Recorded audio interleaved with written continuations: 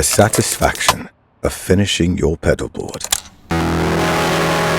for the 38th time. And I was definitely overwhelmed through the start of it because I neglected a huge knob on the top of your guitar here. So let's go back to that because I'm sure it's routed to an effect here in this chain.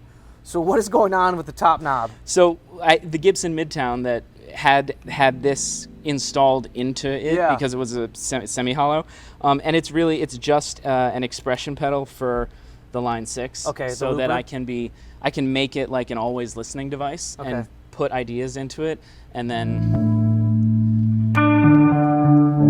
bring it back. It's there.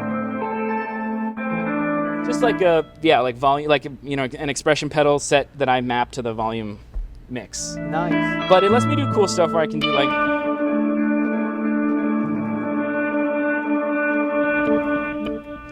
So I can kind of I can do other. It feels more natural to me than having another foot thing to have it right here. I can be like a little more gestural with it, even if I just like leave it on. Sometimes I can be like.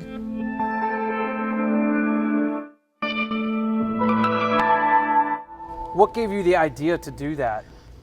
That you felt limited with the expression pedal? I didn't even have the good idea to use the expression pedal. I was just on. We were on tour and our front of house at the time, years and years and years ago. I kept just doing a lot of bending down, and he was like, you could get an expression pedal for that. I was like, I don't have enough space in my case, and he was how about a knob? And then he built me one, and then I stuck it onto a guitar, and then I got the Midtown Custom, and now I just have like half a dozen of these around all the time because I break them, and then Have you ever tried it with another kind of semi-looping pedal? Or is it you just relied on the DL4 because you know it? I mean, the DL4 is the kind of the one. I mean, it's for. Well, I mean, there are multiple things here that do variations on looping, but the DL4 is like such a part of the way that I think about playing guitar that it's crucial. This is also I never leave home without it. I never go to any gig or recording session or anything without at least one DL4. And what the knob lets me do is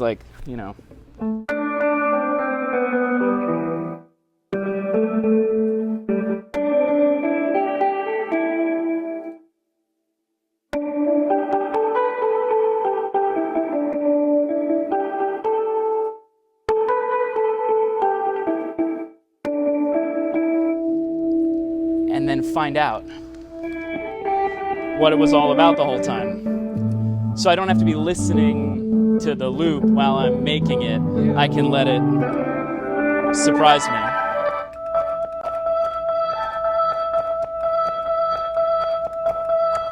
And like you were saying with the guitar, you have a backup. I have a backup DL4, yes. Is anyone that's hip to our Minus the Bear rig rundown, Perry and Dave Knutson, he's had multiple DL4s and then he had multiple backups. Yeah. As one has when it comes to this pedal. But I think a cool way to go through this is maybe just let you take flight a bit, but also kind of narrate as you're doing it, because I think to go through each pedal individually like we do on a lot of rig rundowns would be a disservice not only to the pedals, how they interact with each other, but how you kind of orchestrate everything. So I think let's just take flight, and I'll pepper in questions as they come up. Okay, cool. Would you say up here is kind of the main station? You said that the 45,000 here. This is like, well, for stuff that I do that's synced, that's clocked with Nico, with like Drum Machine World and Arpeggio and anything that's in time that comes out of his thing, is over here. So I can do some. Let's do Pancho. Would you give me a nice kick drum, please? We'll do some of that. Okay. Some like kind of very Darkside-y thing, and then I'll show you how it evolves. Like we might start a song, and sometimes I'll do like a drone down here.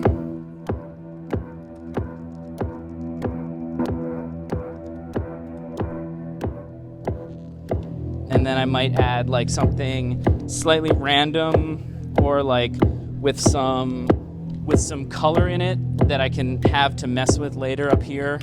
Like,